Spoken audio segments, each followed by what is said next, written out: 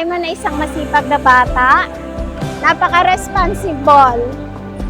Siya yung naaasahan ko sa lahat. Siya na yung nagiging nanay at tatay ng kanyang kapatid. Siya na San. Wala na akong masabi kundi lahat ng best ay nasa kanya na.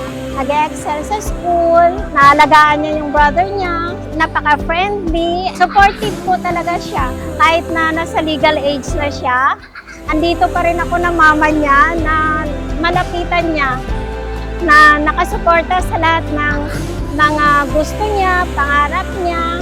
Sa love life niya, pwede pa rin niya ako tanungin dyan. Basta dito lang ako lagi nakasuporta. Ako, Yasay, sana ma-appreciate mo yung kaunting nakayanan ni Mama. I love you so much na nandito lang lagi si Mama.